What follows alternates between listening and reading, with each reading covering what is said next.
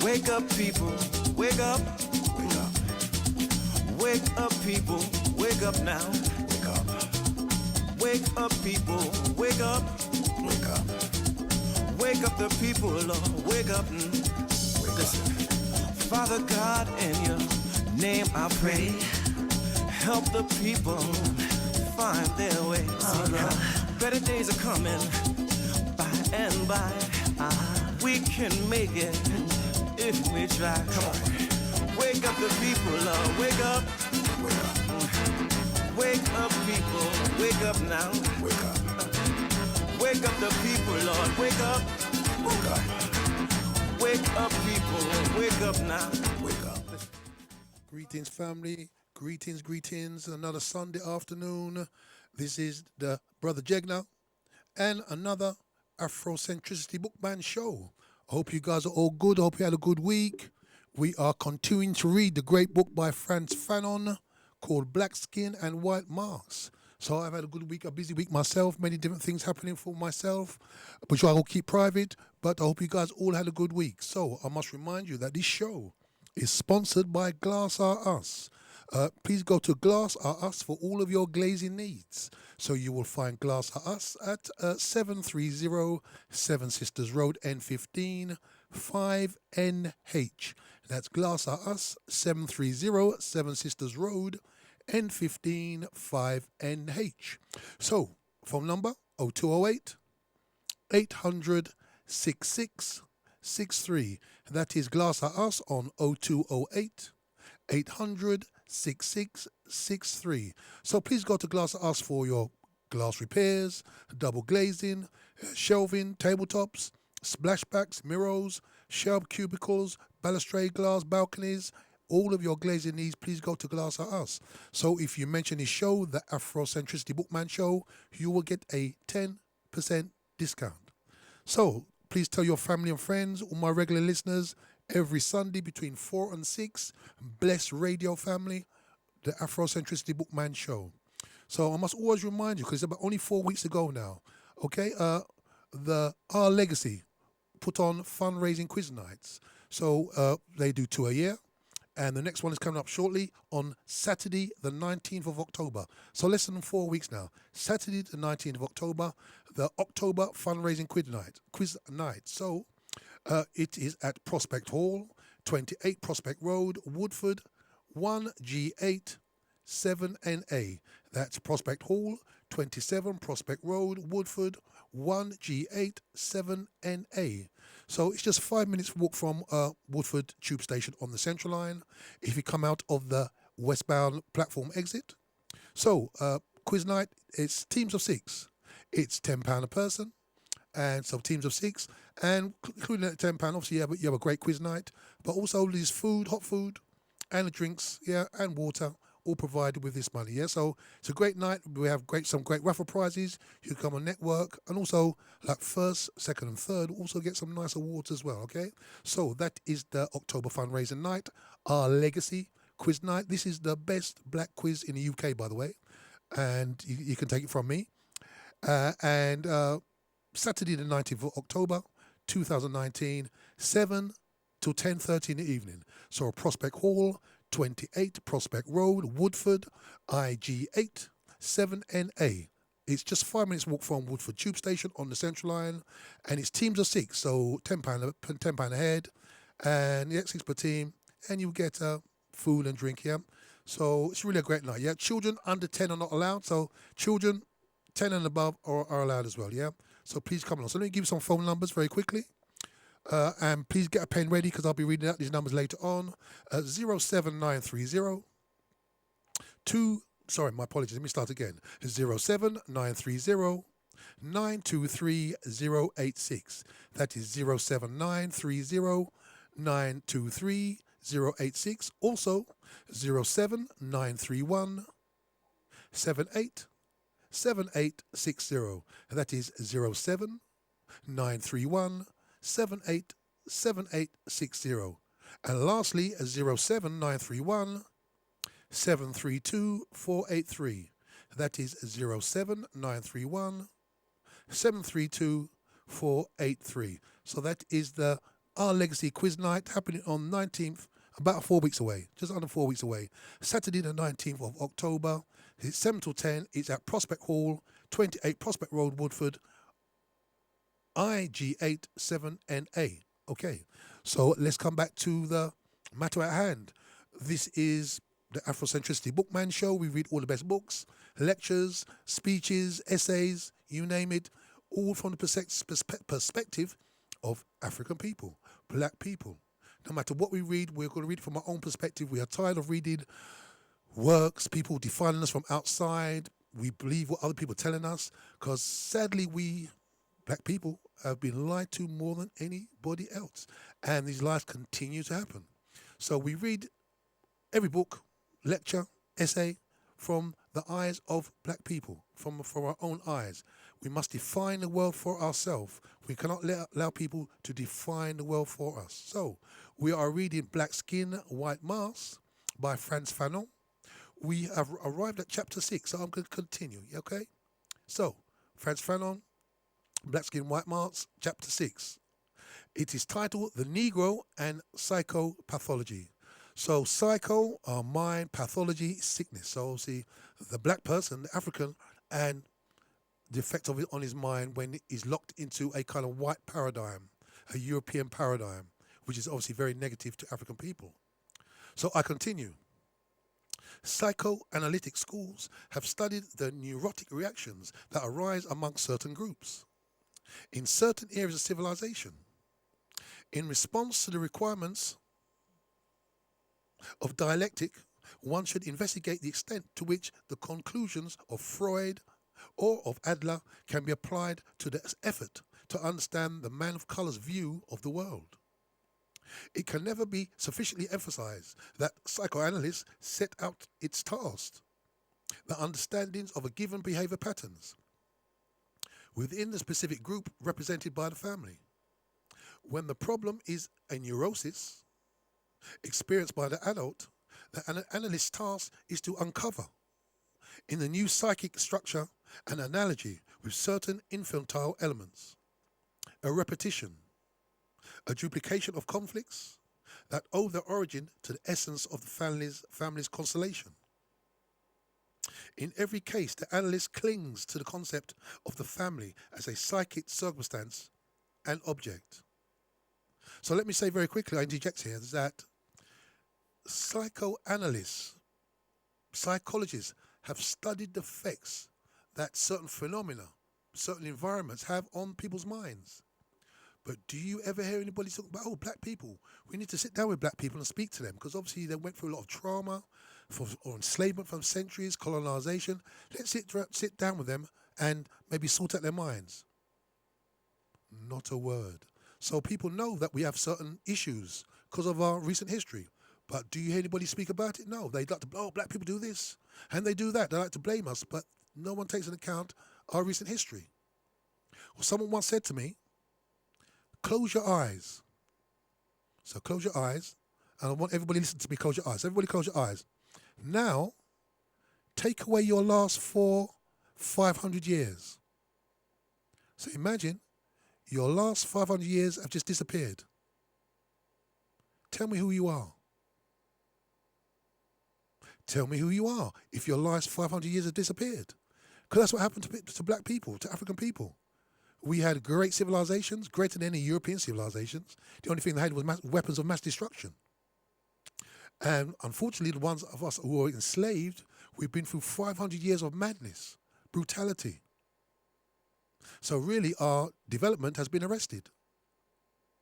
Our names have been lost largely. Our culture was just kind of shredded. Our knowledge of God, knowledge of our culture, put simply, was taken away from us. So how the hell do we know who we are? But people expect us to act perfectly, even though what we've done is quite amazing. What we've been through, what we do actually do now is quite stunning to where we are now. Remember, we are the original people on this planet, so we'll be the last people to leave this planet as well. If anybody's going to close the door on this planet, it will be us. But let me continue. Here, however, the evidence is going to be particularly complicated. In Europe, the family represents an effort, a certain fashion, in which the world presents itself to the child. There are close connections between the structure of the family and the structure of the nation. Militarization and the centralization of authority in a country automatically entail a resurgence of the authority of the father. In Europe, in every country characterized as civilized or civilizing, the family is a miniature of the nation. And I totally agree with that. A family is really a miniature version of the whole nation as it is, yeah? As the child emerges from the shadow of his parents, he finds himself once more among the same laws, the same principles, the same values. A normal child that has grown up in a normal family, so what is normal? But a normal child who grows up in a normal family will be a normal man or woman. There is no disproportion between the life of the family and the life of the nation. Conversely, when one examines a closed society, that is a society that has been protected from the flood of civilization, one encounters the same structures as those just described. Father Trills, Lame, the Pygmy, l'Afrique, so I'm thinking talking about the pygmies in Africa, because this is written in French, for instance, convinces us of that. Although with every word one is aware of the need to Christianize the savage Negro soul. The book's description of the whole culture, the conditions of worship, the persistence of rites, the survival of myths, has nothing but the artificial expression given by the philosophy Bantu, so the philosophy of the Bantu people, no doubt the philosophy of the Africans. So let me interject here quickly. He does say himself, because even Frantz Fanon, he admits within the book that obviously he grew up within this European paradigm, European world, so he's affected by it. And it does say here there are no disproportions between the life of the family and the life of the nation. Conversely, when one examines a closed society, that is a society that has been protected from the flood of civilization. So what does he mean by that? You mean that these African civilizations didn't have a flood of civilization within them in the first place? So you can see how his mind, because he's reading obviously European books by European authors, these nations, which some people think of as maybe primitive and savage and alike, they're more civilized than you'll find any places.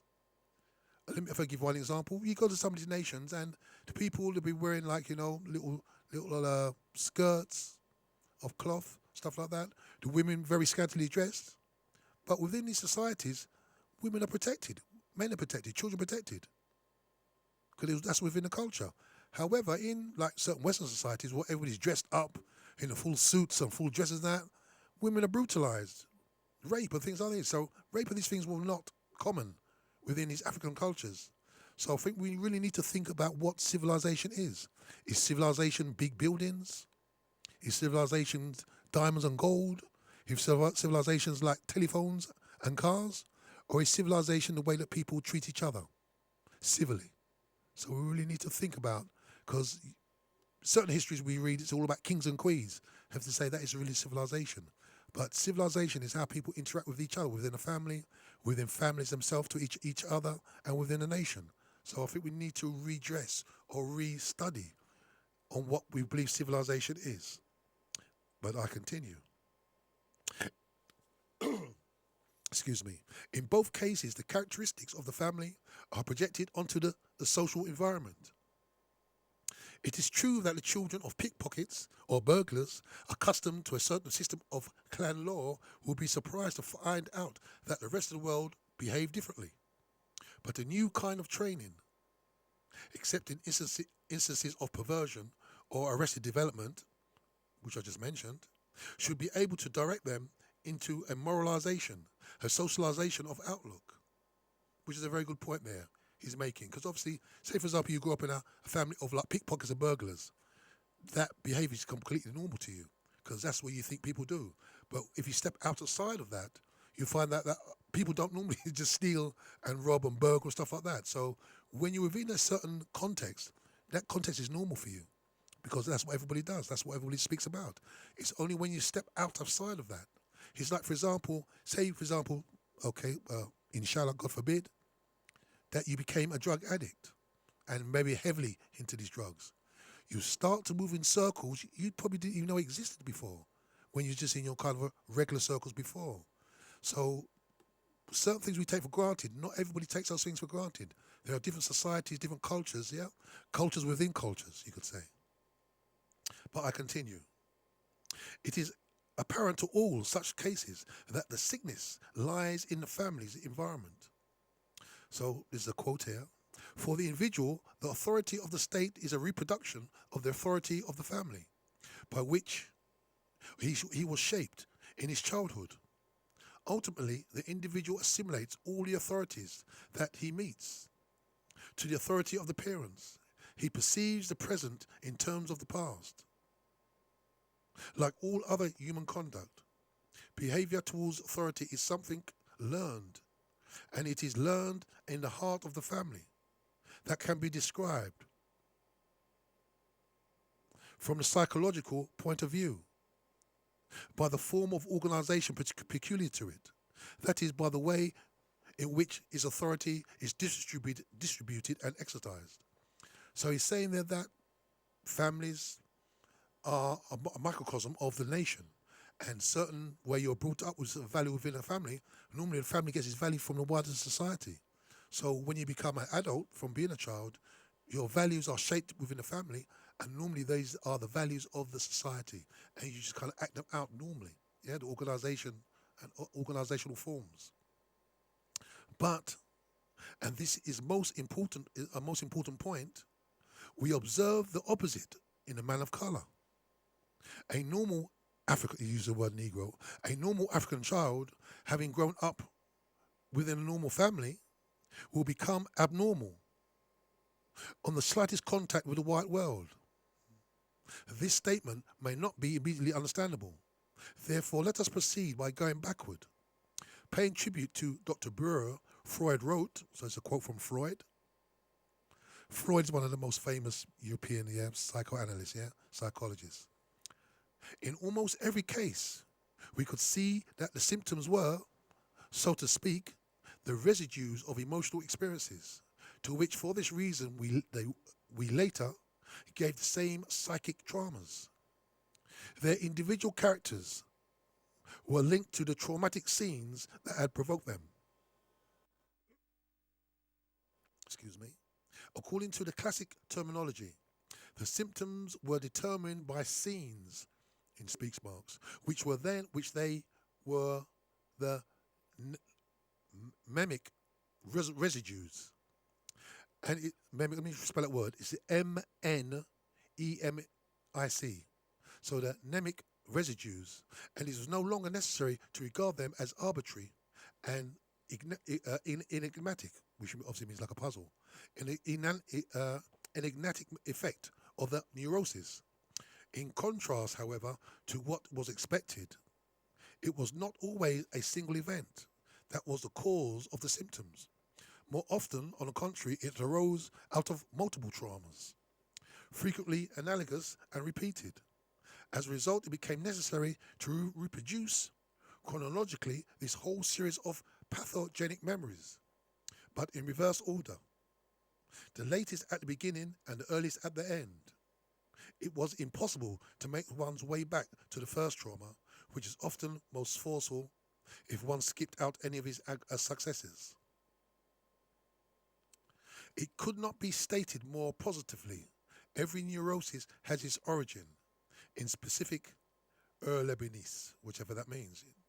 Later, Freud added, this trauma, it is true, has been quite expelled from the consciousness and memory of the patient.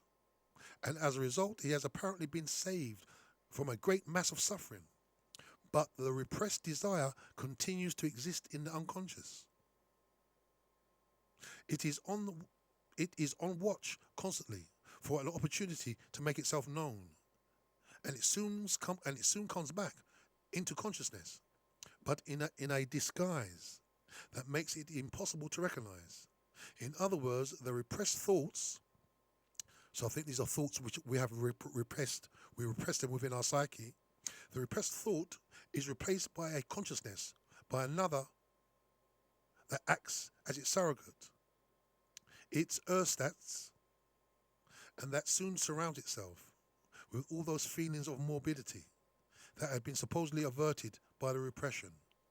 So it's very technical. Very obviously, Freud he's speaking to other psychoanalysts, but he's talking about really that.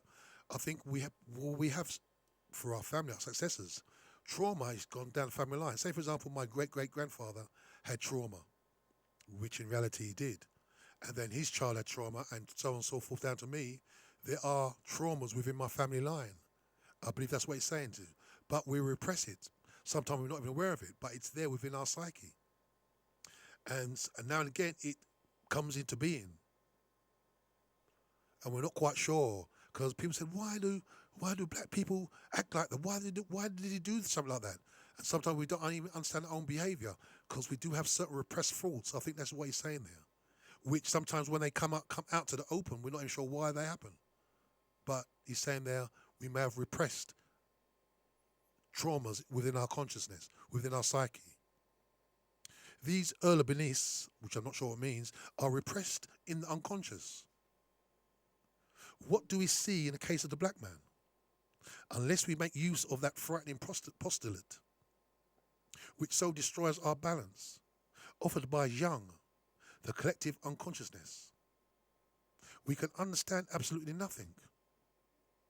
A drama is enacted every day in colonized countries. How is one to explain, for example, that a Negro who has passed his baccalaureate and has gone on to the Sorbonne, which is obviously one of the highest kind of educational systems in France, has gone to the Sorbonne to study to become a teacher of philosophy, is already on guard before any conflictual elements have been coalesced around him. René Manil accounted for this reaction in Hegelian terms. In his view, it was the consequence of the replacement of the repressed African spirit in the consciousness of the slave by an authority symbol represented by the master, a symbol implanted in the subsoil of his collective group and charged with maintaining order in it, as a garrison controls a conquered city. So I think, again, he's saying here that an African person within a colonial society is implanted with a certain way of thinking, a certain way of acting. He's been told about his inferiorities, put it that way. So within his mind. So he's saying that even an African scholar who's got he's got his baccalaureate and he goes to the highest institutions of education within France, he's still got some conflictual elements within his mind or around him, which maintain order, or which was planted in him to maintain order. So I'll continue. We shall see in our section on Hegel that Remy Manel has made no misjudgment. Meanwhile, we have the right to put a question to ourselves. How is the persistence of this reaction in the 20th century, and obviously we're in the 21st century now, to be explained when in other ways there is a complete identification with the white man? Very often the Negro who becomes abnormal has never had any relations with whites. Has some remote experience been repressed in his unconscious? Did the little black child see his father beaten or lynched by a white man? Has there been any real traumatism? To all of this we have to answer no. Well then, if we want to answer correctly, we have to fall back on the idea of collective catharsis. In every society, every collectivity must exist, a channel, an outlet through which the forces accumulated from the form of aggression can be released. This is the purpose of games of children's institutions, of psychodramas, in group therapy, and, in a more general way, illustrated magazines for children. Each type of society, of course, requiring its own specific kind of catharsis. The Tarzan stories, the sagas of a 12-year-old explorers, the adventures of Mickey Mouse. All those comic books serve actually to release, as a release for collective aggression. The magazines are put together by white men for little white men. This is the heart of the problem. In the Antilles, so this is obviously the Caribbean, and there is every reason to think that the situation is the same in other colonies. These same magazines are devoured by the local children. In the magazines, the wolf, the devil, the evil spirit, the bad man, the savage is always symbolized by the Negroes or Indians, since there is always identification with the victor. The little Negro quite easily, as a little white boy, becomes an explorer, an adventurer, a missionary, who faces the danger of being eaten by the wicked Negroes. I shall be told that this is hardly important, but only because those who say it have not given much thought to the role of such magazines. So I think we all know what he's saying there. He's saying that, for the most part, newspapers, school books were written by white men for white children. Black people just happened to be there. So when these books, magazines, curriculums are put together and they negatively portray the African as the devil, the bad man, the wolf, the evil spirit, what happens to the mind of a black person when they read that? What happens to the mind of a black child when you read that? So that is what it's saying there. Clearly, the child, as you know, when you read a hero book about heroes, you want to be the hero. And in the hero book, if it's white, maybe you want to be white. But if the black person is the devil, the savage, the wolf, the evil spirit, and then you realize that you are actually a black person yourself, what does that do to your mind? So I think that's what he's getting at here. Just remind you that this is the Afrocentricity Bookman Show. This is Brother Jegna. We are reading Black Skins, White Masks by Frantz Fanon.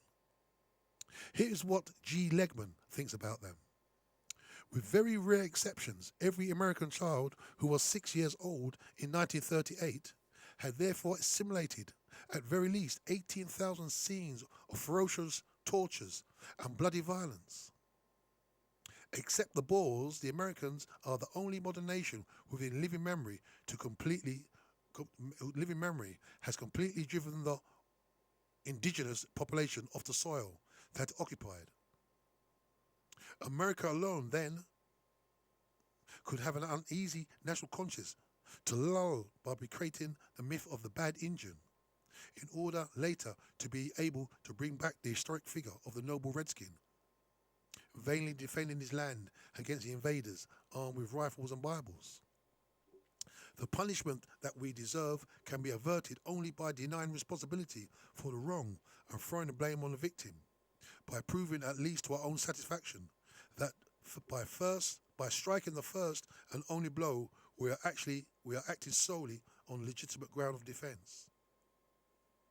Anticipating the repercussions of these magazines on the American culture, Legman went on, there is still no answer to the question whether this maniacal fixation of violence and death is a substitute for a forbidden sexuality, or whether it does not rather serve the purpose of channeling along a line left open by sexual censorship, both the child and the adult's desire for aggression against the economic and social structures which, though in their entire content, perverts them.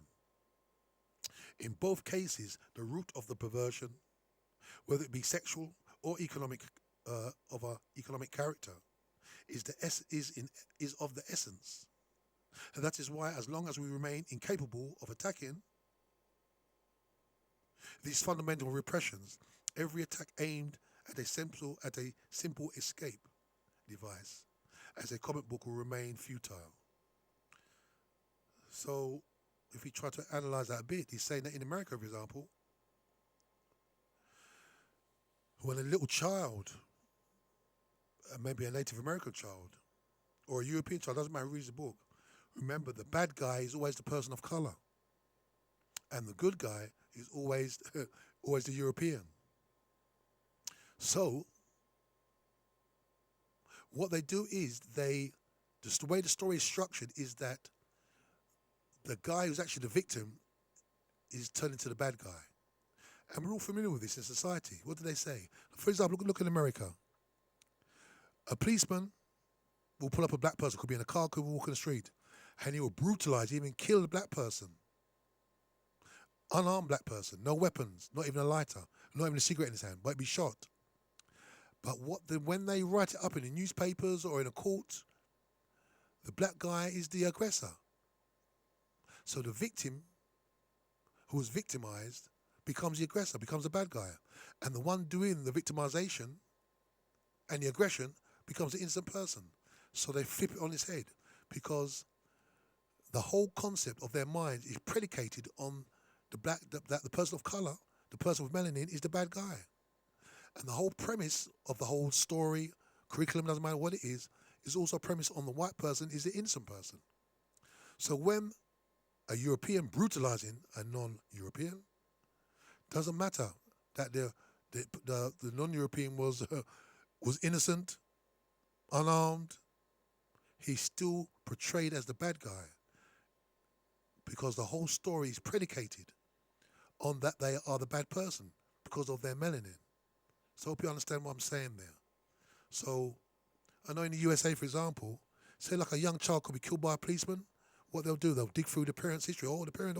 This parent, he one time when he went through the metro, the tube, he didn't buy a ticket. So they try to put badness onto the person with melanin, onto the family. Even though there's nothing to do with the child, they say, oh, look at the father. Oh, he didn't buy a ticket once and he got arrested on the tube. That is the way they do things. They must project the badness onto the person of melanin. But the person without the melanin, no matter what they do, they're still the good guy. And I think that's where the point he's making there. So these fundamental repressions, so we have, see within our psychology, even when we don't understand what's happening, we begin to agree that maybe the black person must have done something wrong. He must have done something wrong because of the melanin in his body. The European, even though, as you know, sometimes it's also on film. But even though it's on film, a jury will still think, oh, remember Rodney King? He was beaten, and remember there was black policemen there as well. He got out of his car, he was drink driving. He was beaten into the ground over and over. Before they arrest him, they just kept on beating him and beating him and beating him. And even though the video there, people said, oh, well, you can see they're beating him, the police were still found not guilty. Because it's in the psyche that no matter who Rodney King was, even though he was being clubbed into the ground for just drink driving, which obviously is a bad thing, the people who brutalized him were still innocent. So when the black people exploded, they said, what's wrong with these black people? But they could see that injustice there. The injustice system is there. Because I don't know if you've seen it's called When They See Us. I think it's on Netflix, yeah? And it's about the 5 or 6 youngsters, 14-year-old, 15-year-old, who were arrested for a rape of a white woman in Central Park. And it was all innocent. They had nothing to do with it. Donald Trump was a rich man then, and he said, yeah, they should be locked up. He didn't know what the hell he's talking about, of course. But even within that, even though they was innocent, they had to be portrayed as the guilty. They had to be portrayed. But I remember the lady, Ava DuVernay, said that when people says that the justice system is broken, she said the justice system is not broken. It's doing exactly what the creators of it wanted it to do. The justice system is working perfectly because the people who created the justice system made it to work like that. When it says broken, it's not broken. It's working perfectly. I continue. The black schoolboy in the Antilles, who in his lessons is forever talking about our ancestors, the Gauls. So who are the Gauls? The Gauls are French, aren't they? So the black boy in the Antilles says our ancestors, because he's been brainwashed to think that actually the Gaul, he is a Gaul. in the colonies in Africa, they was taught that their great-grandfather was Napoleon. Napoleon was a sick racist, but because they're programmed from a very young age, they'll believe that he is our great-grandfather. So the black schoolboy in the Antilles, who in his lessons is forever talking about our ancestors, the Gauls, identifies himself with the explorer, the bringer of civilization, the white man who carries truth to the savages, and all white truth. There is identification. That is, the young Negro subjectively adopts the white man's attitude. He invests the hero, who is white, with all of his own aggression. At that age, closely linked to sacrificial dedication, a sacrificial dedication permeated with sadism. So that is he imbibes the violence of the explorer onto the so-called savages.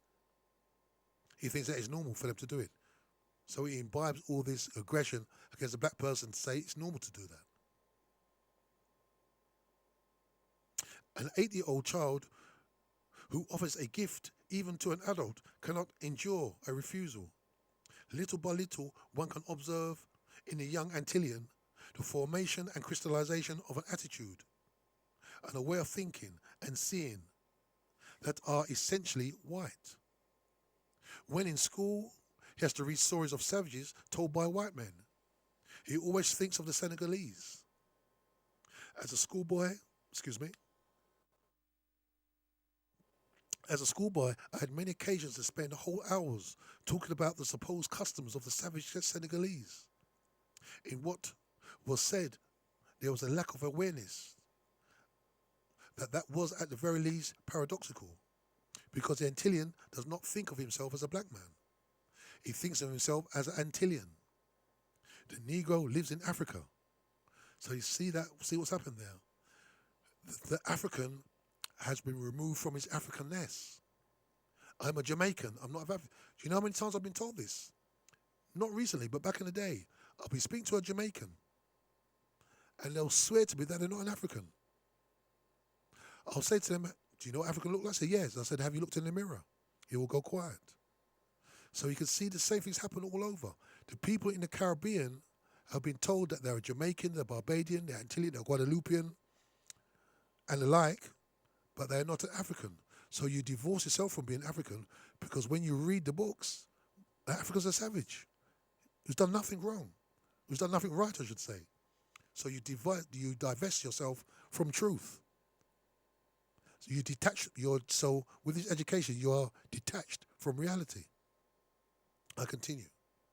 But he is a Negro. That he will learn once he goes to Europe. So when he goes to Europe, he'll find out exactly who he is. And when he hears Negroes mentioned, he'll recognize that the word includes himself, as well as the Senegalese.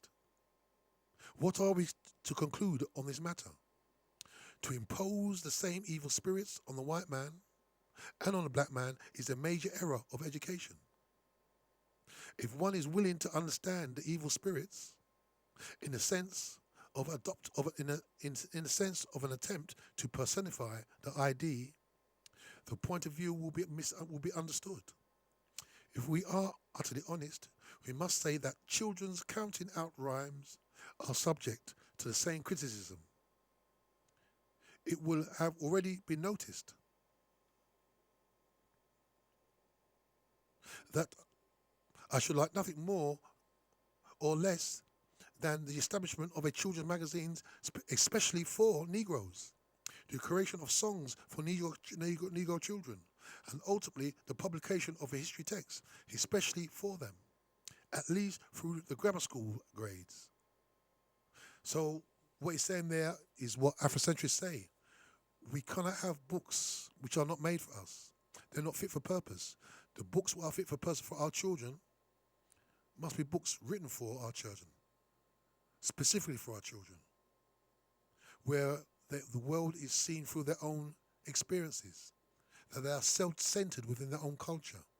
We cannot have books written for white people, because these books written for white people, the black man is a devil.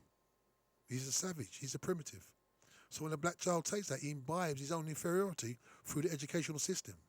I know you all understand what I'm saying. So until there is evidence to the contrary, I believe that there is a traumatization. It occurs during those early years.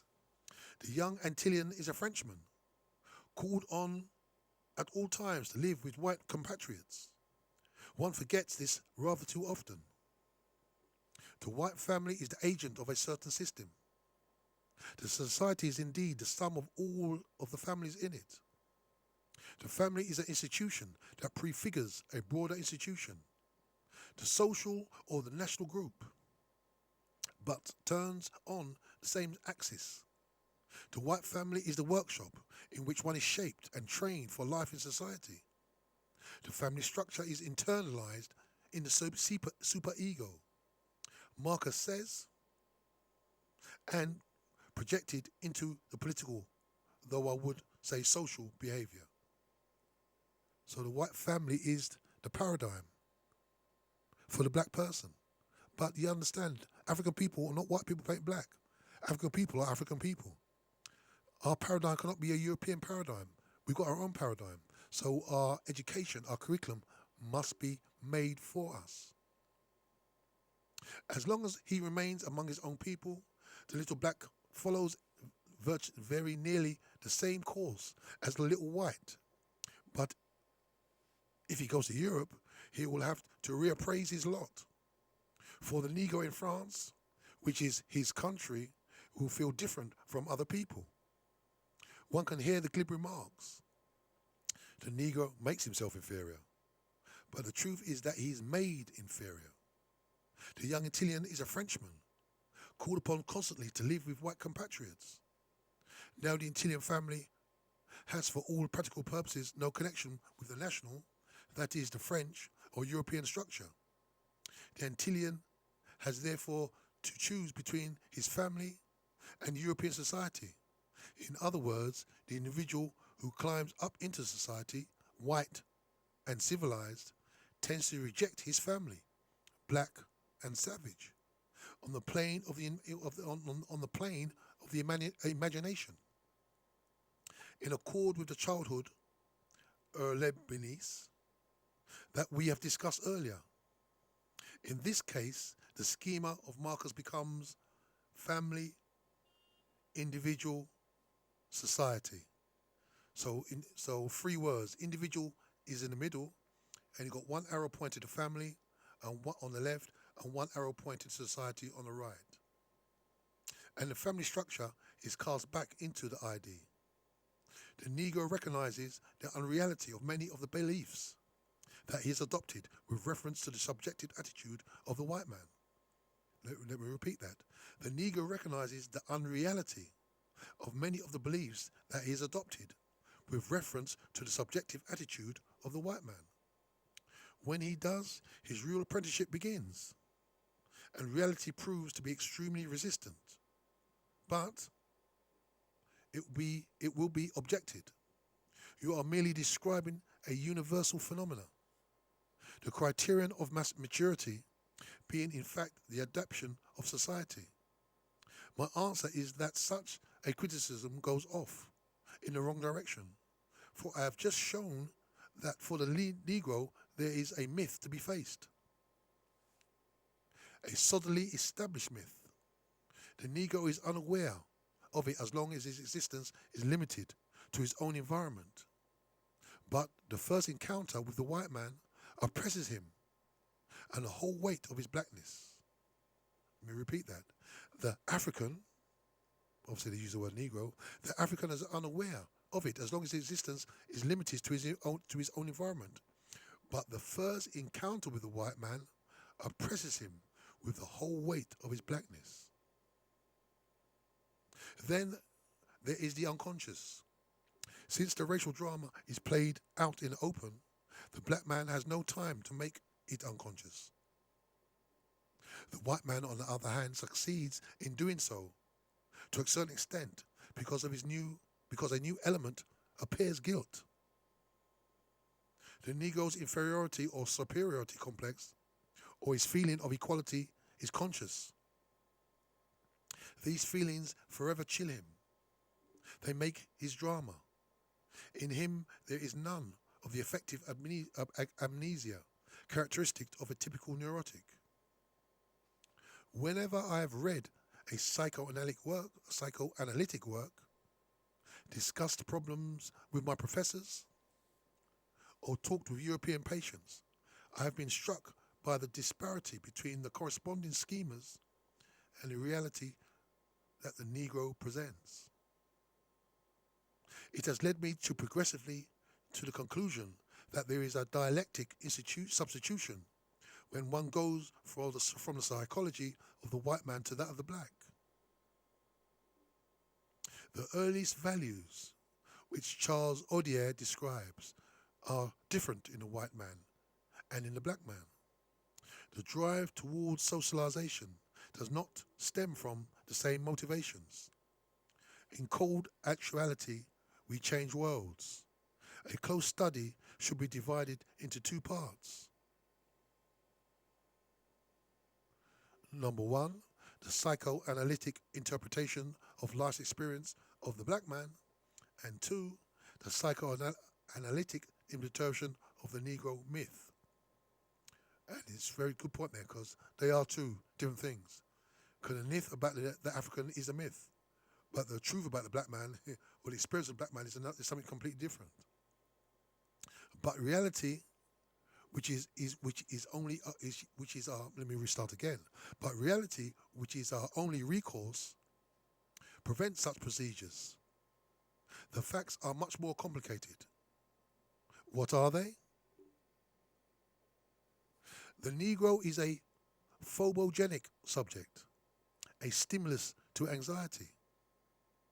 From the patient treated by Seru and Capgras, to the girl who confides to me that to go to bed with a Negro would be terrifying to her, one discovers all the stages of what I shall call the Negro phobogenesis. I'm thinking it's saying where the beginning, Genesis, at the beginning. So where are the phobia within the African begins.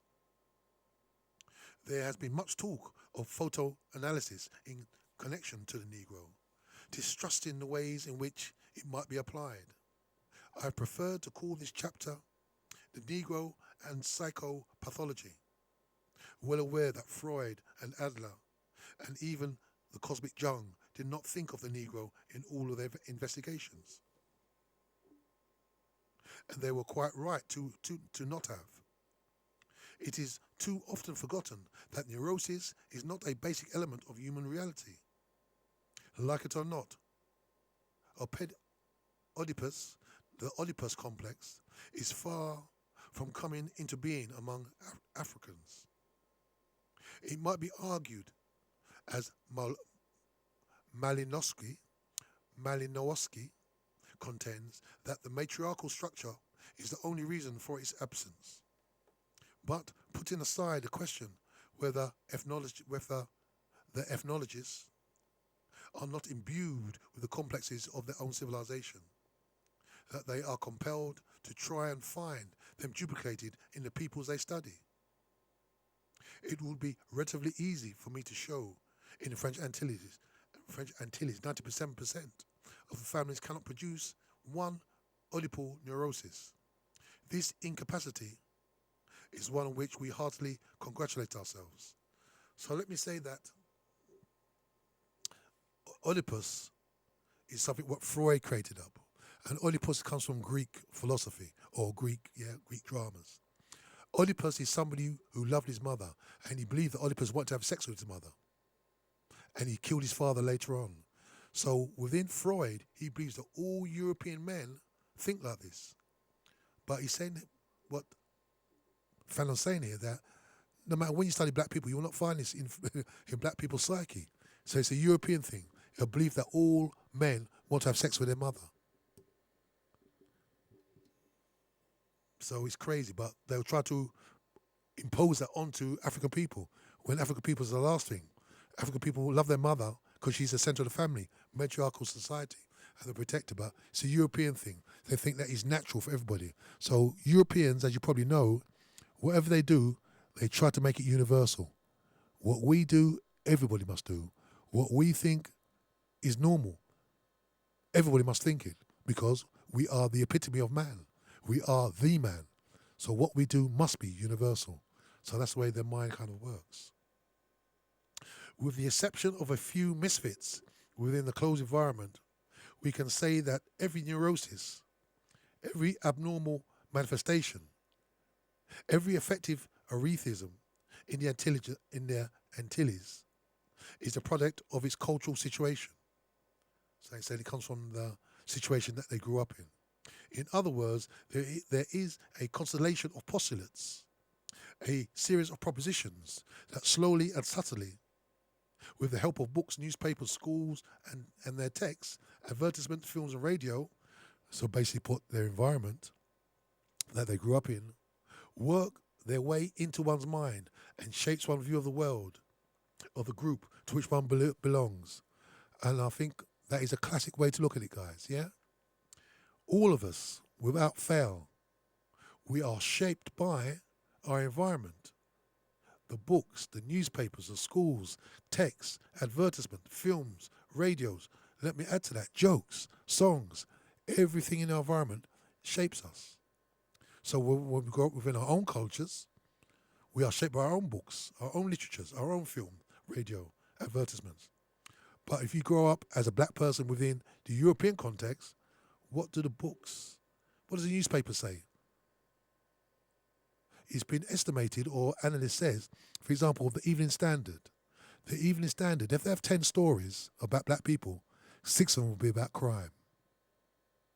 This is not my analysis, this is people who have analysed this stuff. So, if every time I read the newspaper, 6 out of 10 stories about crime, and say I'm a European, for example, what am I going to think about black people?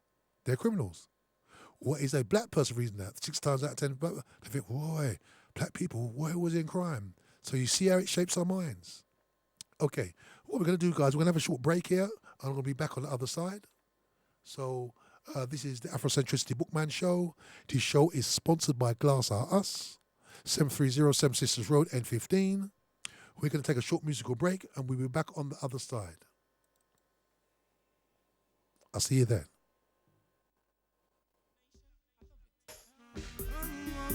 From the day my born, when it done, no say Michael are the first. I know last. So you expect I can search. That's not for the youth. Black woman and child, you, yeah. For you I really have so much love. Dollar bills and coins will fade away. Could never make I so proud. Yeah. Black woman and child, oh yeah. For you I got so much love. Dollar bills and coins will fade away. They could never make I proud. Alone, motherland Africa still remains so fine. Empresses and emperors living from in those times. I know you're the first to give birth and to mankind. Now let me say you're the hurt, being Omega's divine. Yeah. Take her to die and I give thy praise. That's where my covenant will be always. How have you been going through those stages? You've been away for many days. Love, woman and child, you, yeah. For you I really have so much love. Dollar bills and kinds will fade away. Only you could make I proud. Yeah. Black woman and child, you, yeah. For you I really have so much love. Dollar bills and kinds will fade away. They never yet make I proud. Who knows who will tread upon your road just to make things great.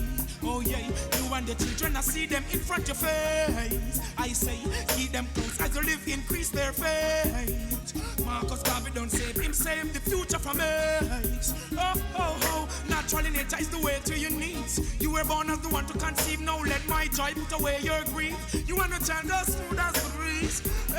Woman and child, you, yeah. For you I'm having so much fun, yeah. Dollar bills and kinds will fade away. They could never put I down. Hey, black woman and child, you, yeah.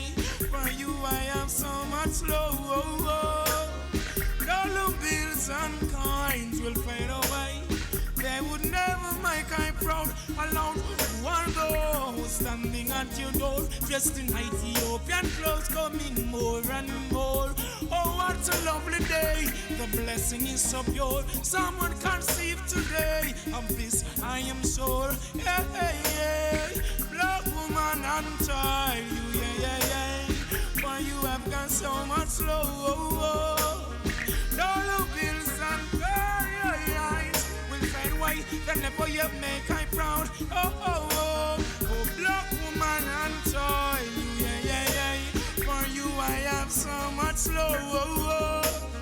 Dollar bills and eyes will fade away. Then never you make I proud. Say it aloud. Kamala and Africa still remain so fine.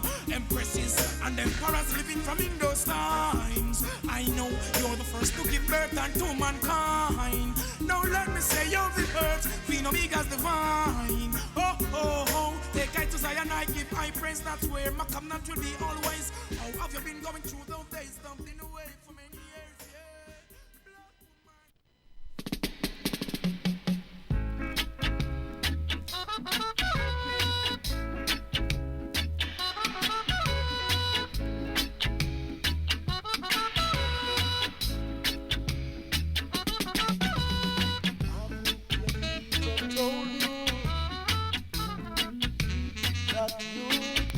Originated from Africa. Haven't your teacher told you that your foreparents were from Africa? Haven't your teacher told you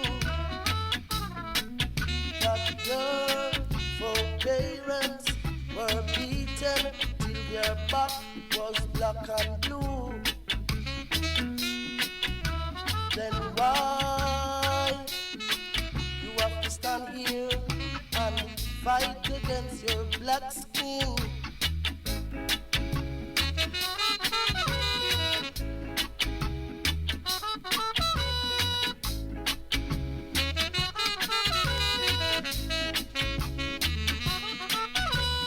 Haven't your teacher told you that your poor foreparents were China's slaves and removed from their own land by the white men? Haven't your teacher told you that your poor foreparents were beaten till their back was black and blue? Haven't your teacher told you that you were originated from Africa? Then why you have to stand here and fight against your black skin? Then why you have to stand here and fight against your black skin? Oh no, no, that should not be. It is the wrong thing to do. You should not stand here and fight against your black skin. Oh no, no, you should stand here in the red Indian land and fight against your black skin. No, no.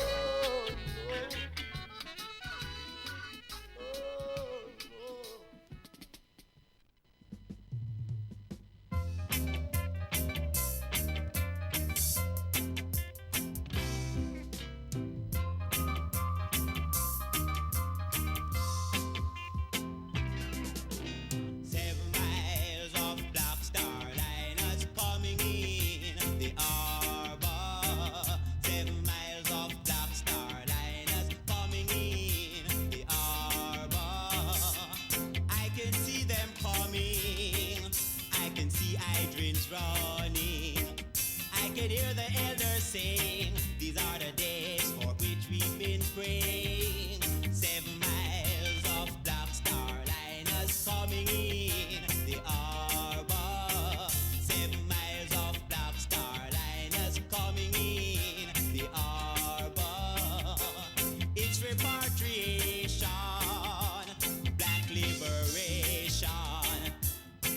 the time has come. Black man, you're going home. 7 miles of Black Star liners coming in the harbor. 7 miles of Black Star liners coming in the harbor.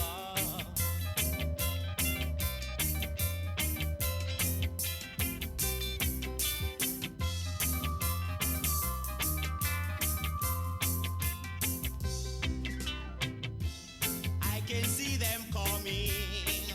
I can see hydrants running. I can hear the elders saying, these are the days for which we've been praying. 7 miles of Black Star liners coming in the harbor. 7 miles of Black Star liners coming in the harbor. Marcus Garvey told us freedom is a must.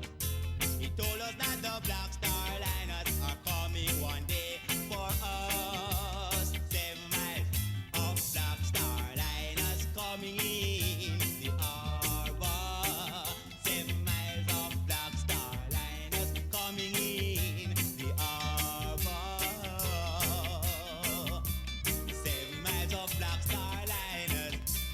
7 miles of Black Star liners. 7 miles of Black Star liners. Coming, coming, coming, coming. We the Africans will continue to unite, because we are sure by right that the spirit of righteousness shall manifest.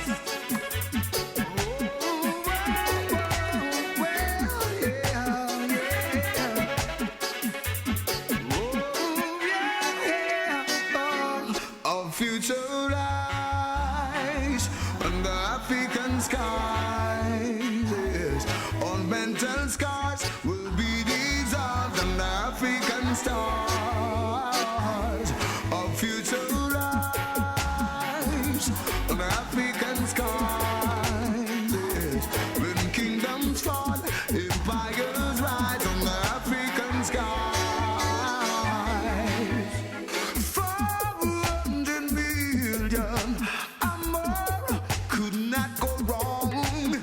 When we are united, we'll be so strong to move any mountain out of our way. And Jah would be our guide, and we trust and obey. Our future lies under African skies. Yes.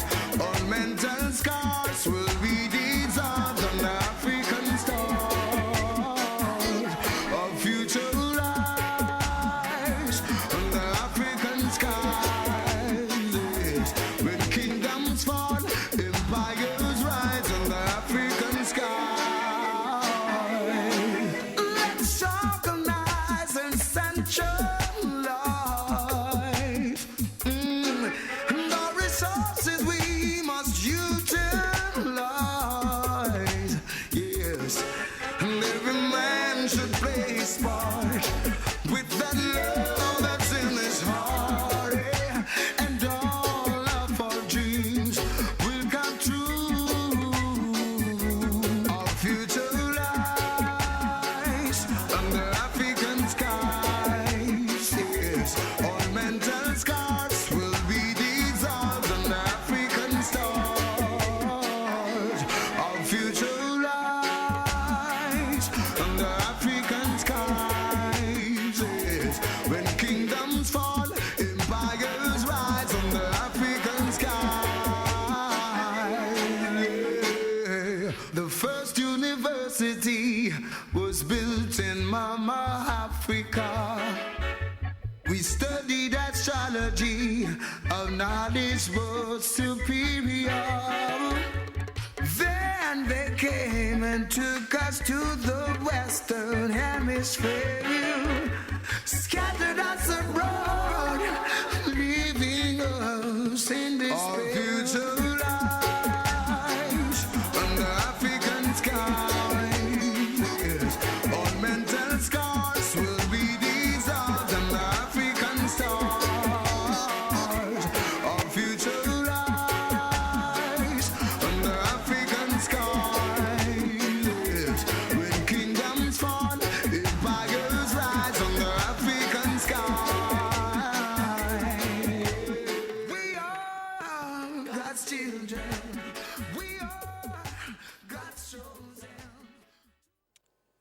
Yes, greetings, family. Brother Jegna, back again. Hope you enjoyed that little musical break. That was the great Luciano, Under African Skies. This is the Afrocentricity Bookman Show. We are reading Black Skin, White Marks by Frantz Fanon. Excellent book.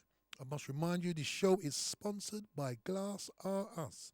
This is the best glazing shop in Northeast London, Northeast London's part of the world.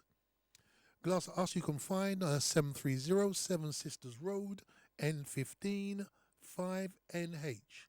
You can get them on 0208 800 6663. That is 0208 800 6663. So please go to Glass Us for all of your glazing needs. Glass repairs, double glazing, shelving, tabletops, splashbacks, mirrors, shower cubicles. Please go to Glass Us. Yep. Balustrades and balconies. Ask, well, if you mentioned that you came from or you heard about the show, the Afrocentricity Bookman Show, you'll get a 10% discount. So Glass Us 730 Seven Sisters Road, 0208 800 6663. I must also remind you that our Legacy's Quiz Night is occurring on the 19th of October, about 3.5 weeks away. So Saturday the 19th of October at the Prospect Hall, 28 Prospect Road, Woodford, 1G8 7NA. Prospect Hall, 28 Prospect Road, Woodford, 1G8 7NA. It's just a 5-minute walk from Woodford Tube Station on the Central Line. Please phone one of these numbers for your tickets. It's teams of 6, £10 a ticket.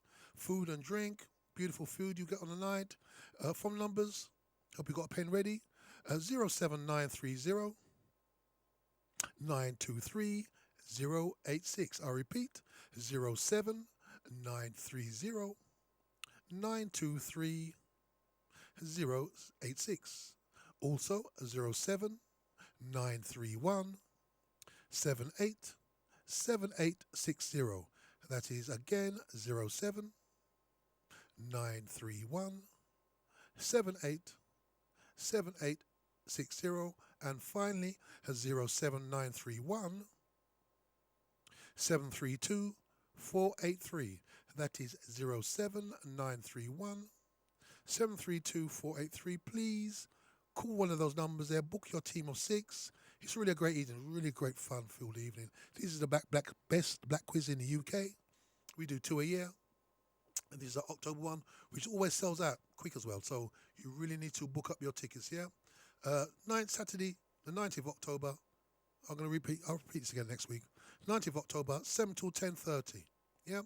Prospect Hall, 28 Prospect Road, Woodford, 1G8 7NA. £10 a person, teams of 6. Okay, so I am going to continue, people, with the great book we are reading by Frantz Fanon, Black Skin, White Mars. He explains the effects on the African mind, effects on the black man, the black woman, on our psyche, when our mind is contained within a European racist paradigm. It creates neurosis in us and other maladies, yeah? Okay, so I continue. In the Antilles, which is the Caribbean, that view of the world is white because no black voice exists. And that's a key point there. The world is white because no black voice exists. How many black news stations do you know? This is deliberate. Bill Cosby wanting to buy NBC. All of a sudden, his son got killed. All of a sudden, this woman 30 years ago, oh, he raped me, he did this to me. Now he's in prison. But before he wanted to buy NBC, there was no problem with Bill Cosby. But as soon as he wanted to buy it, all of a sudden, he's now eating porridge. So I hope these are the kind of things we need to keep in mind. It's very important we analyse things for our own mind. We cannot rely on these channels which we see regularly because they tell their thing. As somebody said many years ago, that everything they do is for their own psychological, social, economic, military, religious, legal benefit. That's what happens, yeah? Okay. Let me continue. The folklore of Martinique is meager, and a few children of Fort-de-France know the stories of Comte Lapine, twin brother of the Brer Rabbit of Louisiana's Uncle Remus. Excuse me.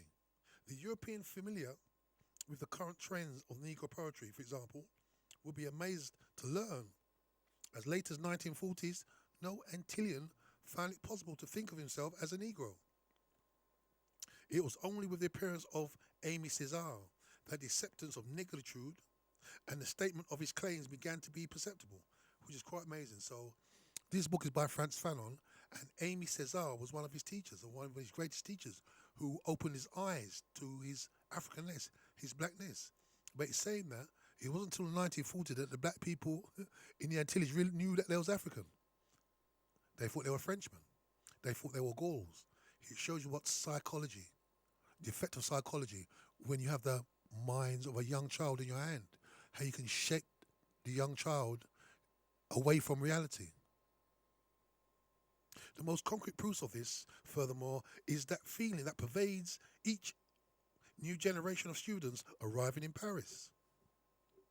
It takes them several weeks to recognize that contact with Europe compels them to face a certain number of problems that, until their arrival, had never touched them. And yet these problems were by no means invisible. Whenever I had a discussion with my professors or talked with European patients, I became aware of the differences that might prevail between the two worlds. Talking recently to a physician who always had practiced in Fort-de-France, I told him what conclusions I had arrived at. He went further, saying that they were valid not only in psychopathology, but also in general medicine. In the same way, he added, you never encounter a case of pure typhoid, such as you studied in the textbooks. There is always a more or less manifest complication of malaria. It would be interesting to study, for example, a case of schizophrenia as experienced by the Negro, if indeed that kind of malady were to be found there. What am I getting at? Quite simply this. When the Negro makes contact with the white world, a certain sensitizing action takes place. If his psychic structure is weak, one observes a collapse of the ego. The black man stops behaving as an actional person. The goal of his behavior will be the other, in the guise of a white man, for the other alone can give him worth. Good point. Okay, let me say that when he says, when the Negro makes contact with the white world, a certain sensitized action takes place, this is not true in the sense that when black people and white people first met, there was none of this. When black people and white people met, when you read the text, black people felt sorry for the white people because they were so pale, they looked like they were sick. He's talking about the African who has been educated in the European paradigm. When he meets a white person, this is when he starts to feel a sort of certain neurosis. But it's natural for black people and white people to meet, and we look each other up and down, and there's no inferiority there. Inferiority, as we read earlier in this chapter, is imposed when you have been subject to the books, the songs, the movies, the newspapers, the school, everything from a Eurocentric point of view. I remember Shaka said, the missionary was saying to Shaka Zulu this is, yeah? He said, Shaka, in hell, you need to become a Christian, because in hell, there's fire. And Shaka said to the missionary, we Africans eat fire. So when you got your own perspective of the world, you think and do your own bidding. But when your feelings and views are shaped by other people, that's when they gain control over you. We need to move away from this European paradigm to our own paradigm. This is really the whole concept of Afrocentricity. We need to be centered within our own culture, our own values, our own context. I continue. The other alone can give him worth. That is on the ethical level, self-esteem. But there is something else. I've said that the Negro is phobogenic. What is a phobia? I prefer to answer that question by relying on the latest work of Esnard. A phobia is a neurosis characterized by the anxious fear of an object, in brackets, in the broadest sense of anything outside of the individual, close brackets, or by extension of a situation. So phobia is a fear. So I'll read it again. This is in speech marks by Hesnard. A phobia is a neurosis characterized by the anxious fear of an object. In the broadest sense, anything outside of the individual, or by extension of a situation. So natural, so obviously, for example, if you're scared of spiders, obviously you've got some sort of phobia, arachnophobia, yeah, fear of spiders. So it could be inside, but particularly outside of the body. It must arouse, Hesnard says, both fear and revulsion. But here we encounter a difficulty. Applying the genetic method to the understanding of a phobia, Charles Odier wrote that an anxiety derives from a certain subjective insecurity linked to the absence of a mother. This occurs, according to Odier, sometime in the second year of life. Investigating the psychic structure of the phobic, he comes to the conclusion, and which is in speech marks, before attacking the adult beliefs, all the elements of the infantile structure which produce them must be analyzed. The choice of the phobic object is therefore overdetermined. This object does not come at random out of the void of nothingness. In some situation, it has previously evoked an effect in the patient. His phobia is the latent presence of this effect at the root of his world. There is an organization that has been given form. For the object naturally need not be there. It is enough that somewhere it exists. It is possibility. This object is endowed with evil intentions and with all the attributes of malefic power. In the phobia, effect has a priority that defies all rational thinking. As we can see, the phobic is a person who is governed by the laws of rational pre-logic and effective pre-logic. Methods of thinking and feeling that go back to the age at which he experienced the event that impaired his security. The difficulty indicated here is this.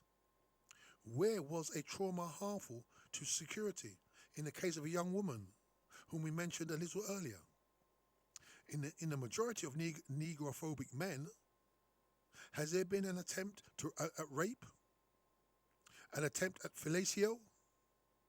Proceeding with complete orthodoxy, we should be led by the application of analytic conclusions to this. If an extremely frightening object, such as is more or less imaginary attacker, arouses terror, this is also, for the most often, such cases are those of women, and especially a terror mixed with sexual revulsion. I am afraid of men really means at the bottom of the motivation of fear because they might do all kinds of things to me, but not commonplace cruelties, sexual abuses, in other words, immoral and shameful things. Contact alone is enough to evoke anxiety, for contact is at the same time the basic schematic type of initiation. Sexual action, touching, caressing, sexuality. Since we have learned to know all the tricks the ego uses in order to defend itself, we know too that its denials must in no case be taken literally. Are we not now observing a complete inversion? Basically, does this fear of rape not itself cry out for rape? Just as there are faces that ask to be slapped, can one not speak of women who ask to be raped? If in He Hollers Let Him Go, Chester Himes describes this type of very being. A big blonde trembles whenever the Negro goes near her. Yet she has nothing to fear, since the factory is full of white men. In the end, she and the Negro go to bed together. Chester Himes, I think we should read Chester Himes, very good author. I should read a lot of his books. Chester Himes, very good author, yeah, African American. When I was in the military service, I had the opportunity to observe the behavior of young white women from 3 or 4 European countries when they were among Negroes at dances. Most of the time, the women made involuntary gestures of flight, of withdrawing, their faces filled with fear that was not feigned. And yet the Negroes who asked them to dance would have been utterly unable to commit any act at all against them, even if they had wished to do so. The behavior of this woman is clearly understandable from the standpoint of the imagination. That is because the negrophobic woman is in fact nothing but a putative sexual partner, just as the negrophobic man is a repressed homosexual. In relation to the Negro, everything takes place on the genital level. A few years ago, I remarked to some friends during a discussion that in a general sense, the white man behaves towards a Negro as an elder brother reacts to the birth of a younger. I have since learned that Richard Sturber arrived at the same conclusion in America. On the phenomenological level, there will be a double reality to be observed. The Jew is feared because of his potential for acquisitiveness. They are everywhere. The banks, the stock exchanges, the government are infested with them. They control everything. Soon the whole country belongs to them. They do better in examinations than the real Frenchmen.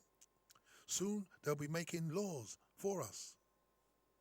Not long ago, an acquaintance studying for the evil service said to me, studying for the civil service, not the evil service, for the civil service, said to me, say what you want. They take good care of one another. When Mock was in power, for instance, the number of kikes in government jobs was appalling. Obviously, a derogatory word for Jews. In the medical professions, the situation is no different. Every Jewish student who wins a prize in a competition does it through pull, in speech marks. As for the Negroes, they have a tremendous sexual powers. What do you expect with all the freedom they have in their jungles? They copulate at all times and in all places. They are really gentle. They are really genital. They have so many children that they cannot even count them. Be careful, or they will flood us with little mulattoes. Things are indeed going to hell. So you see, the white mind just creates up fantasies. If anyone should be scared of anyone, it should be black people scared of white people. Why? Because they're just raped, murdered for 4 centuries. And they're not letting up. And they're not apologizing. I think I said last week, in South Africa, you have the Africans, you have the Europeans, and you have these people called coloureds. Where did the coloureds come from?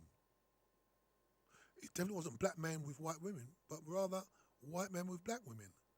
So all this over sexual things, I think it's penis envy, basically, genital envy. But all these kind of things, these black people, yeah. One time, the European scholars went to Africa to study the effects of famine on African children. And this is when they find out even these children they were studying was far more precocious at the same age than European children. But what they said in their notes was, these European studying says, we're surprised how much they didn't have sex. We thought these people, obviously they've been taught this, would have a lot more sex. Another example would be, one time I was listening to LBC, and there was this female journalist, I think she writes for The Sun, And when they did the statistics saying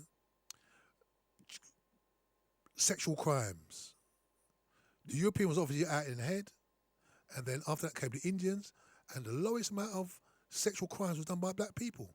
And she said, I don't believe that. Why would she say she don't believe it? The facts were plain. The facts were that European were doing the more sexual crimes, and it was Asian people like Indians, stuff like that, Pakistani, who knows, yeah, doing the second, and the smallest amount of sexual crimes were done by black people. But her mind, because it's been programmed to think that black people are oversexed, oh, I don't believe that. Why would she say that? It just shows you that the way the minds are shaped, the ways the minds are conditioned. Our women are at the mercy of Negroes, for the sexual potency of the Negro is hallucinating. That is indeed the world. This potency must be hallucinating. Psychoanalysts who study the problem soon enough find the mechanisms for every neurosis. Sexual anxiety is predominant here. All the negrophobic women I have known had abnormal sex lives. Their husbands had left them, or they were widows and they were afraid to find a substitute for the dead husband, or they were divorced, and they had doubts at the thought of a new object investment. All of them endowed the Negro with powers that other men, in brackets husbands and trans lovers, did not have. And besides, there was also an element of perversion, the persistence of infantile formations. God knows how they make love. It must be terrifying. Stereotypes are very powerful. This is Brother Jegna. This is the Afrocentricity Book Show. We are reading Black Skin, White Marks by Frantz Fanon. There is one expression that through time has become singly eroticized, the black athlete. There is something of the mere idea of one young woman confided me that makes the heart skip a beat. A prostitute told me that in her early days, the mere thought of going to bed with a Negro brought on an orgasm. Okay, she went in search of Negroes and never asked them for money. But she added, going to bed with them was no more remarkable than going to bed with white men. It was before I did it that I had the orgasm. I used to think about, imagine all the things that they may do to me, and that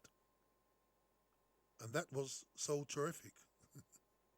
Still on the gentle level, when a white man hates black men, is he not yielding to a feeling of impotence or of sexual inferiority, which I agree with? Since his ideal is an infinite virility, is there not a phenomenon, a diminution of in relation to the Negro who is viewed as a penis symbol? Is the lynching of a Negro not a sexual revenge? We know how much of sexuality there is in all cruelties, tortures and beatings. I remember in Ilford, this maybe I can't remember, 10 years ago, who knows, there was a black guy going out with a white guy, and the father didn't like it. And the father and his friend found the guy, took him away, and what did they do? They tried to, I can't remember if they tried to burn off or cut. They wanted to cut off his manhood. So why would he do that? Why didn't he maybe just want to fight the guy? So what was he thinking? Because obviously he's thinking about manhood. He was thinking about his penis. So this is in their psyche. I'm not making this up. This is what they think. This is in the newspapers. They tried to cut off, I can't remember if it was cut off or burn or something, his genitals. So this is what goes through their mind. Only one has only to reread a few pages of the Marquis of Sade to be easily convinced of the fact. It is a Negro superiority. Is the Negro superiority real? Everyone knows that it is not, but that is not what matters. The pre-logic thought of the phobic has decided that such is the case. Another woman developed a negrophobia after she had read Jarai Cache sur Vom Tombs. I don't know what that is in French. I tried to demonstrate the irrationality of her position by pointing out to her that victimized white women were sick as a Negro. Besides, I added, this was no case of black vengeance, as the title of the book might seem to to imply, because the author was a white man, Boris Vian. I had to accept the futility of all such efforts. That young woman did not want to listen. Anyone who has read the book will understand at once the ambivalence her phobia had revealed. I knew a Negro medical student who would not dare to make a vaginal examination of any patient in a gynecological clinic. He told me one day he heard one of them say, "There's a nigger in there, and if he touches me, I'll slap his face." You never know with them. He must have a great big hands, and besides, he's sure to be rough. See the European mind? If one wants to understand the racial situation psychoanalytically, not from the universal point of view, but as it is experienced by individual consciousness, considerable importance must be given to sexual phenomena. In the case of the Jew, one thinks of money and its cognates. In that the Negro, one thinks of sex. Anti-Semitism can be rationalized on a basic level. It is because he takes over the country that the Jew is in danger, that the Jew is a danger. An acquaintance told me recently that although he was not an anti-Semite, he had been constrained to admit that the majority of Jews whom he had known during the war had behaved very badly. I tried in vain to get him to concede that such a statement was the fruit of a determined desire to find the essence of the Jew wherever it might exist.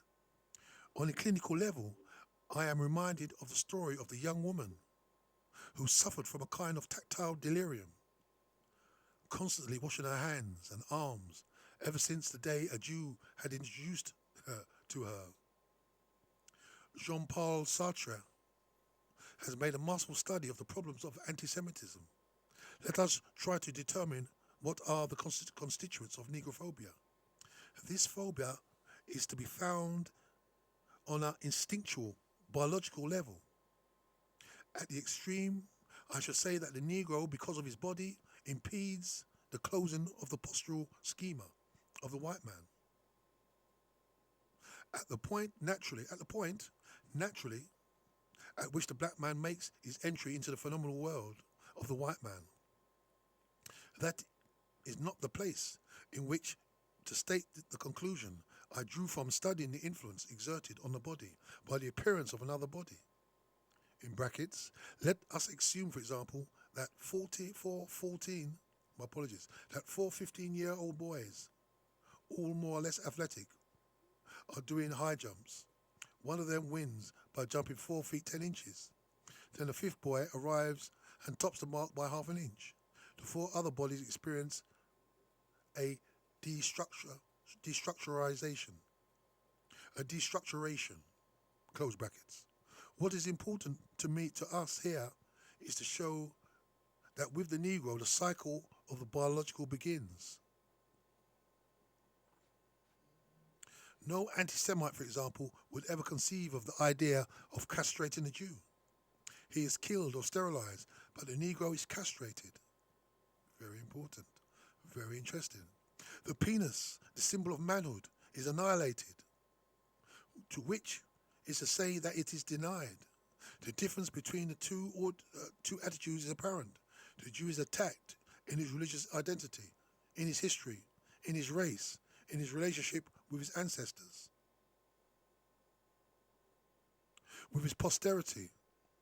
One who sterilizes the Jew, one who cuts off the source every time that a Jew is prosecuted, is the whole race. Is it the whole race that is persecuted in his person? But it is in his corporeality that the Negro is attacked. It is because of a concrete personality that he is lynched. It is in an actual being that he is a threat. The Jewish menace is replaced by the fear of the sexual potency of the Negro. Excuse me. O. Manini said, an argument widely used by racialists against those who do not share their convictions is worthy of mention for its revealing character. What, they say, if you had a daughter Do you mean to say that you would marry her to a Negro? I have seen people who appear to have no racialist bias lose all critical sense of when confronted with this question. The reason is that such an argument disturbs them, disturbs certain uneasy feelings in them, more exactly incestuous feelings, that they turn into racialism as a defense reaction.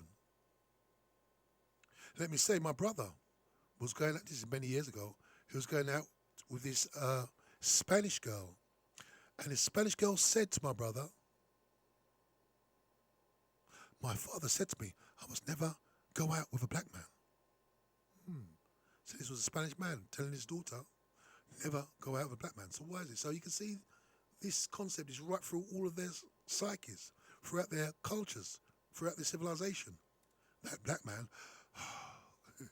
you must be scared of him. Before we go further, it seems important to make this point. Granted that unconscious tendencies towards incest exist, why should these tendencies emerge, more particularly with respect to the Negro? In what way, taken as an absolute, does the black son-in-law differ from the white son-in-law? Is there not a reaction of unconscious tendencies in both cases? Why not, for instance, conclude that the father revolts because of his opinion of the Negro, will induce his daughter into a sexual universe for which the father does not have the key, the weapons, or the attributes? Every intellectual gain requires a loss of sexual potential. The civilized white man retains an irrational longing for unusual errors of sexual license, of orgiastic scenes, of unpunished rapes, of unrepressed incest. In one way, these fantasies respond to Freud's life instinct, projecting, excuse me, I lost the page.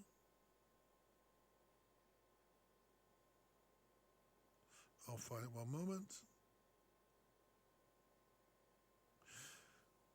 Every intellectual gain requires a loss of sexual potential.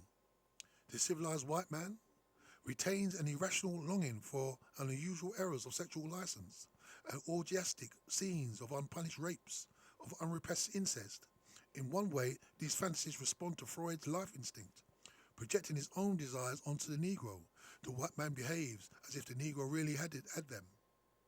When it is a question of the Jew, the problem is clear. He is suspect because he wants to own the wealth or take over the positions of power, but the Negro is fixated at the genitals, or at any rate, he has been fixated there. Two realms, the intellectual and the sexual. An erection on Baudine's thinker is a shocking thought. One cannot decently have a hard-on anywhere, everywhere. The Negro symbolizes the biological danger, the Jew the intellectual danger. To suffer from a phobia of Negroes is to be afraid of the biological, for the Negro is only biological. The Negroes are animals. They go about naked, and God knows. Manoni said further, in his urge to identify the anthropoid apes, Caliban, the Negro, even the Jews, with the mythological figures of the satyrs, man, reveals that there are sensitive spots in the human soul at a level where thought becomes confused, where sexual excitement is strangely linked with violence and aggressiveness. Manoni includes the Jew in the scale. I see nothing appropriate there. But the Negro is the master. He is the specialist of this matter. Whoever says rape says Negro. Sick white mind. Over 3 or 4 years, I questioned some 500 members of the white race. French, German, English, Italian. I took advantage of a certain air of trust, of relaxation. In each instance, I waited until my subject no longer hesitated to talk to me quite openly. That is, until he was sure that he would not offend me. Or else, in the midst of associational tests, I inserted the word Negro among some 20 others. Almost 60% of the replies took this form. So basically, in his research, he spoke to maybe 500 Europeans, and when they finally trusted him, these are some of the comments they made.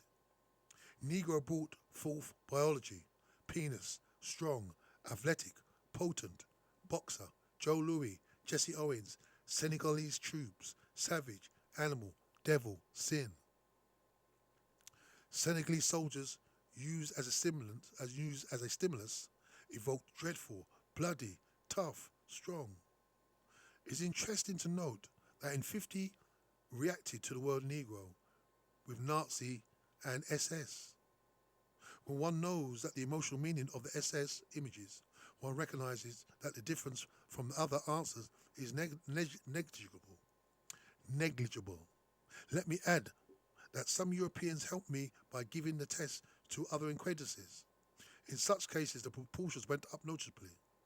So what he's saying there is that even though they began to speak to him, they began to trust him, when he gave the question to Europeans, he elicited different answers.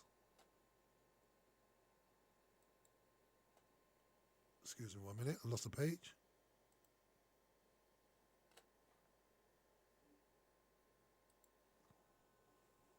Unconsciously. In such cases, the proportion went up notably. From this result, one must acknowledge the effect of my being a Negro. Unconsciously, there is an uncertain reticence. The Negro symbolizes the biological. First of all, he enters puberty at the age of 9 and is his father at the age of 10. He is hot-blooded and his blood is strong. He is tough. As a white man remarked to me not long ago with a certain bitterness, you all have strong constitutions. What a beautiful race. Look at the Senegalese. Weren't they called our black devils during the war? They must be brutal. I just can't see them putting those big hands on my shoulders. I shudder at the mere thought of it.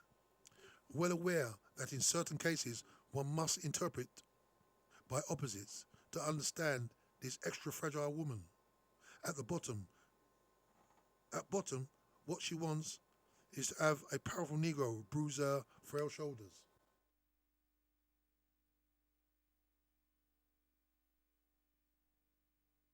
Excuse me.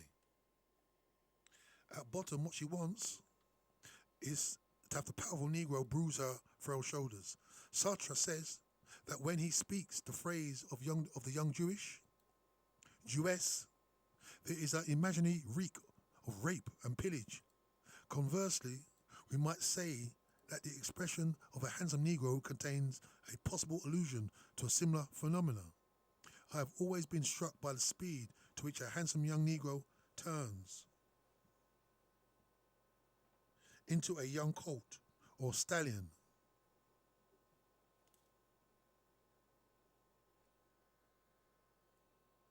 In the film, Morning becomes Electra. Excuse me, this is my page again. Morning becomes Electra. A good part of the plot is based on sexual rivalry. Orin rebukes his sister, Vinnie, because she admired the splendid naked natives in the South Seas. He cannot forgive her for that. Analysis of the real is always difficult. An investigator can choose between two attitudes towards the subject. First, he can be satisfied only to describe, in the manner of those anatomists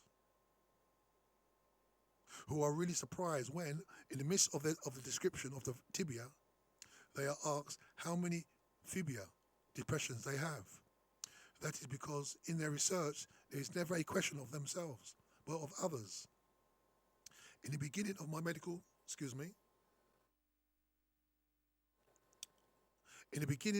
medical studies, after several nauseating sessions in the dissection room, I asked an older hand how I would prevent such reactions. My friend, pretend you're dissecting a cat and everything else will be all right. Second, once he has described reality, the investigator can make up his mind to change it. In principle, however, the decision to describe seems to challenge it.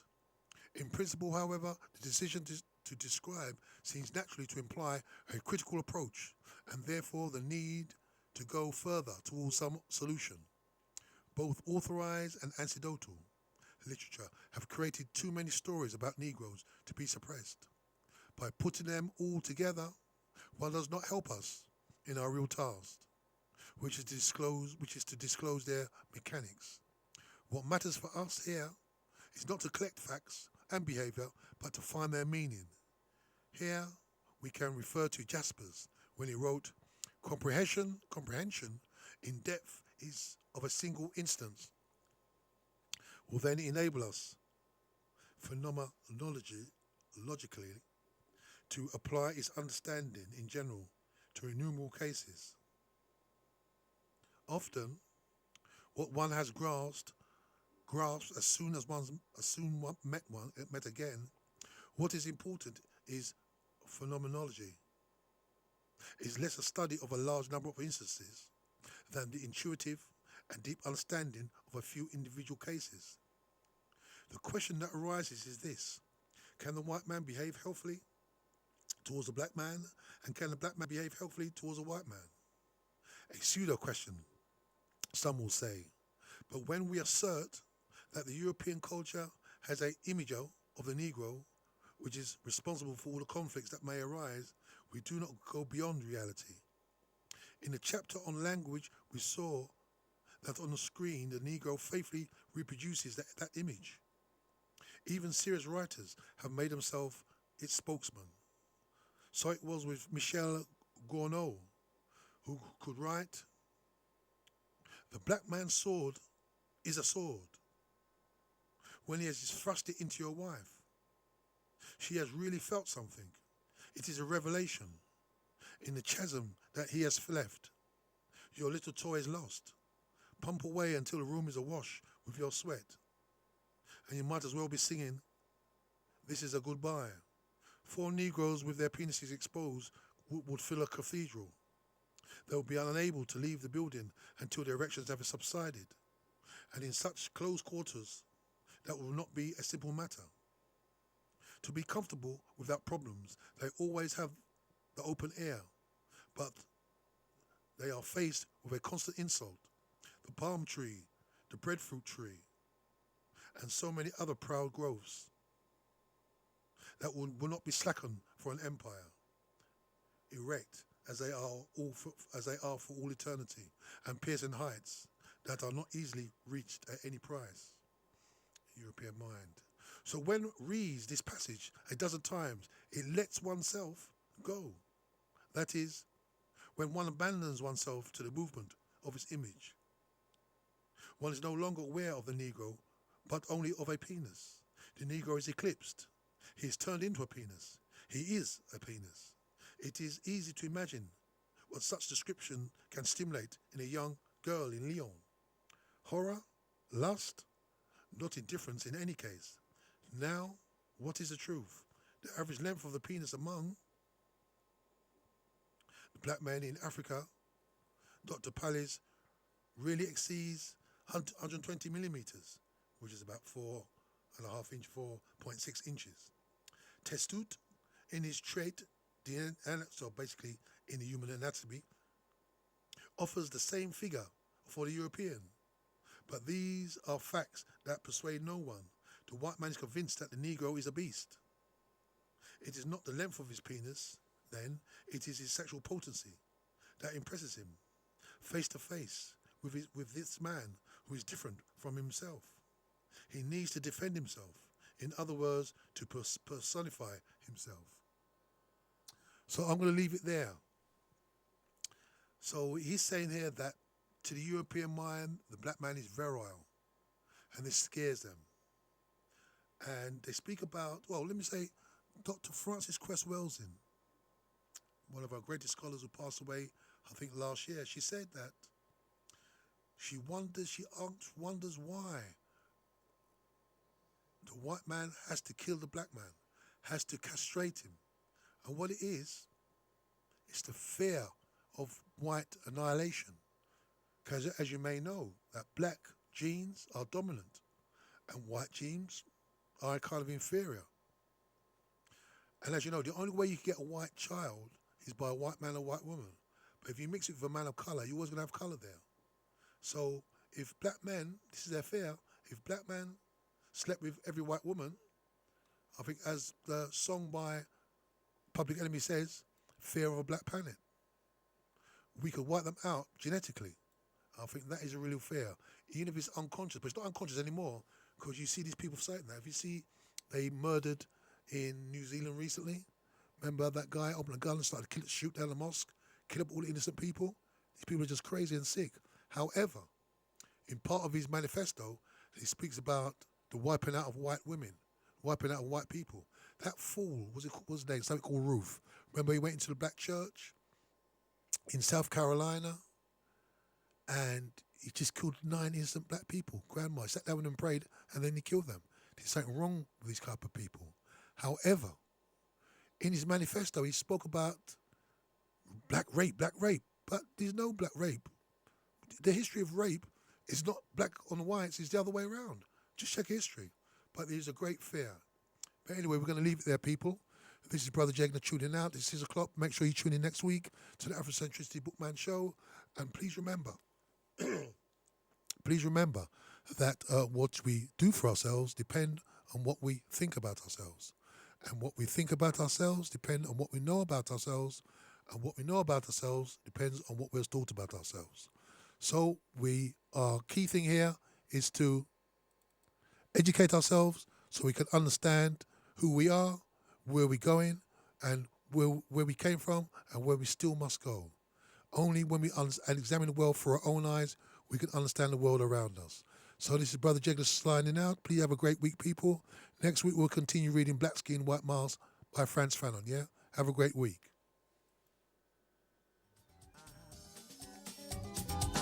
I was just waiting for those horns.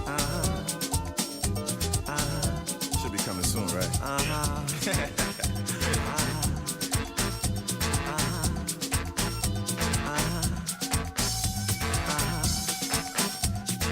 What you feeling down for? No, I like that. I like that.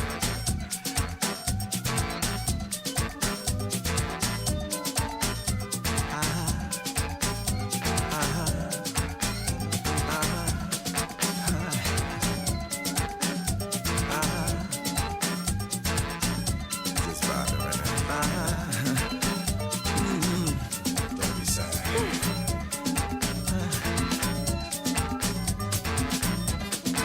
Open your eyes. The sun is shining. The angels are dancing in heaven. You hear me? Wake up, people, wake up. Wake up. Wake up, people, wake up now. Wake up. Wake up, people, wake up. Wake up. Wake up the people, Lord, wake up.